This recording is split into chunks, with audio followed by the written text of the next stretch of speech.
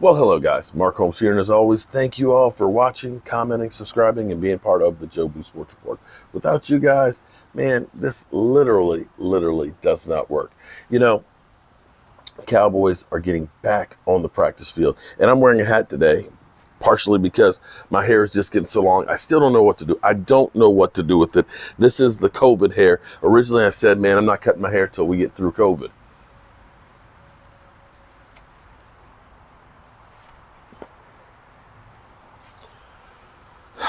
But it's never been this long before. And I'm trying to decide, maybe I'll get some braids or, some twists or, I don't know, hell, maybe I'll become a Rastafarian, and get some dreads. But we'll see what happens with it. But I am wearing a hat. I'm wearing my draft hat from 2016. Yeah, I was there in Chicago when we drafted Dak Prescott. In fact, I got Joe Boo on the stage. That's right. I got Joe Boo on the stage at the draft to say, draft Dak Prescott. So, hate me, blame me, whatever. I don't care. People blame me. Go ahead. I don't care. People blame me and Joe Boo and say, we jinxed the Dallas Cowboys. Yeah, okay. All right. Whatever. I'll take the heat. I'll take the heat. But we know that the Cowboys are back to practice. We're talking about practice. Not a game, not a game. We're talking about practice. And so today they're back on the practice field. And Dontari Poe and Daryl Worley are not at practice. And the players hadn't exactly been, told what's going on and so forth. But we all know that they're either going to be traded, which I don't think it's going to happen. They're going to be released today. And this is an opportunity. And sometimes in life, you get one shot, one opportunity to change what's going on in your life. And it's what you do with that opportunity. Think about Dak Prescott. Dak Prescott was never supposed to be the guy from high school, college, and into the pros. But when he got a chance, he did the most with that opportunity that said, we need this guy. And that's taking advantage of your opportunities. So the fact that the Cowboys have gotten rid of Emerson Griffin, Dontari Poe, and some of these other guys, this is an opportunity for other guys to show what they've got. And since we've had so many problems on the team is really, pointing everything towards the draft. We're going to try and get as many draft picks as possible. We're going to find out the guys that are the real dogs that really want to be here and be part of the Cowboys. And in some regard, I can kind of understand with 2020 has been a terrible year. And I don't blame Dontari Poe or Emerson Griffin and things. When you think of this year of COVID and having, no off season and being locked down, shut down and everything else, you may not really have taken and bought into being a Dallas Cowboy. You're new to town and everything else. And this is just hard.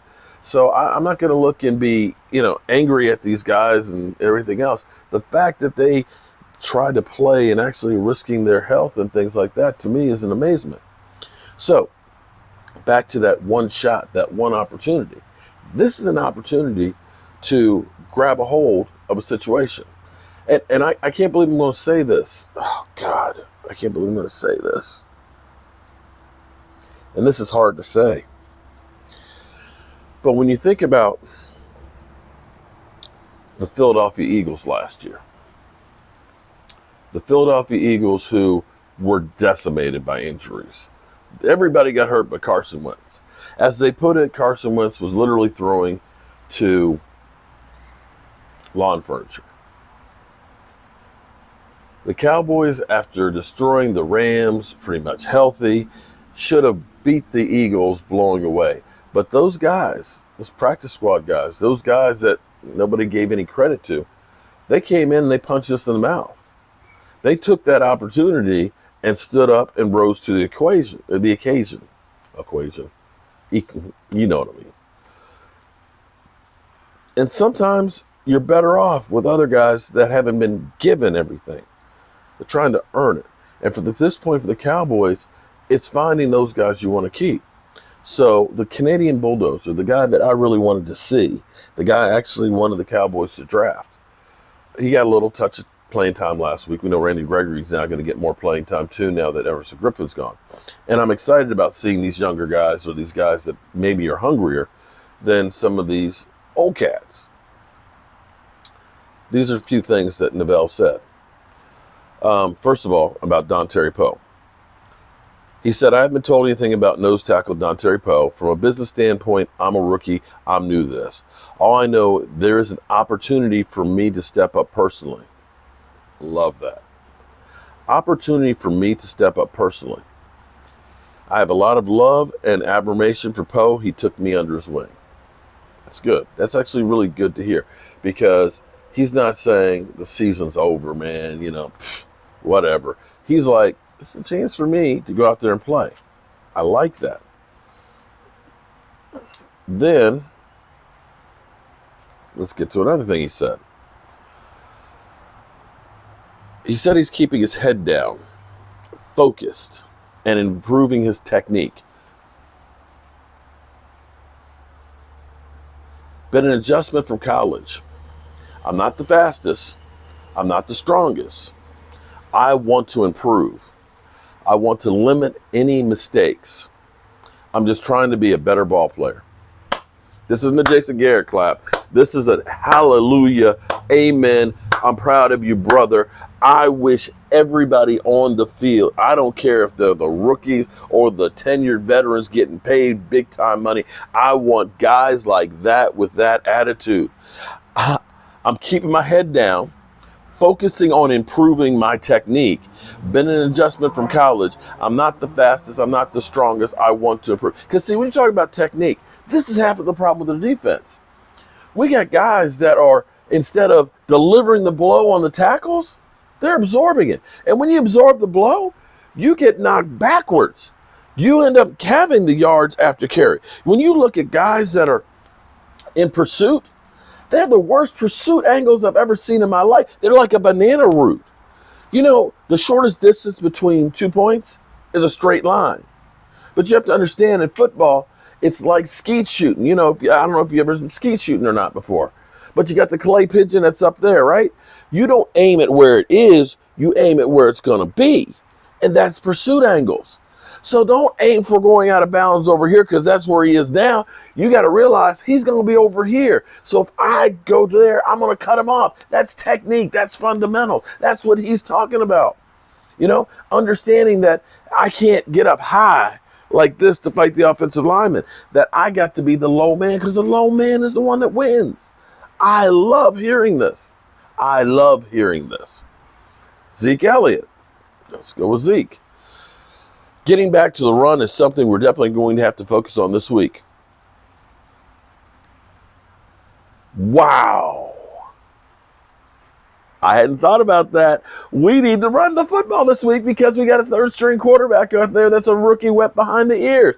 Great point. That's easier said than done, given the team's propensity for slow starts.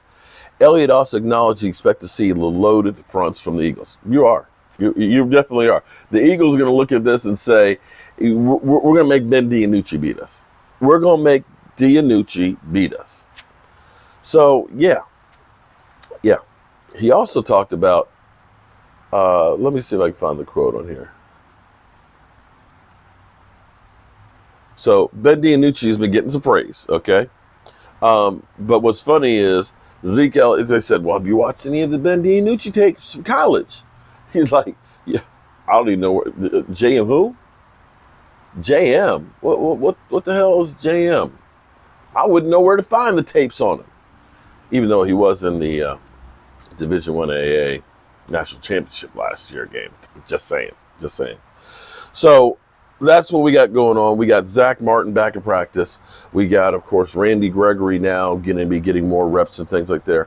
We have Looney Tunes doing individual work on the sidelines. Oh, and we actually had somebody going by the practice facility screaming, Cowboys suck. So I think that's about everything that we got right now with what's going on with the Dallas Cowboys. So, Ben DiNucci is realizing that, hey, this is going to be my start and things, He's looking at this, again, as an opportunity, a one shot, because technically, if you were Ben DiNucci being drafted by the Dallas Cowboys, The original thought is, I hope I can at least make the practice squad.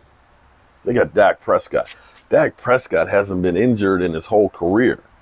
Then they got Andy Dalton. You know, I just like to be happy if I, maybe one day just get on the active roster. Well, guess what, buddy? Come Sunday night football, all the hopes of JMU Dukes everywhere and Dallas Cowboy fans are looking at you because you will be starting for the Dallas Cowboys against the hated Philadelphia Eagles on Sunday Night Football, a nationally broadcasted game. And you, my friend, have the opportunity, and I mean big opportunity, to literally become a Dallas Cowboys hero and be part of that Dallas Cowboys folklore. That when everything seemed to be no chance in hell, that everything literally is on the line and everything looks like this is the end, you have the opportunity to become a hero. It's one shot, one chance, one opportunity. Make the most of it. All right, y'all. Got some more work to do, but I want to get you up to date with the Dallas Cowboys. At least we're getting some players. At least we're getting some core players back out there. Because I can guarantee you, if Zach Martin had been out on the field when Andy Dalton got cheap shotted, somebody's head might have come off. Peace.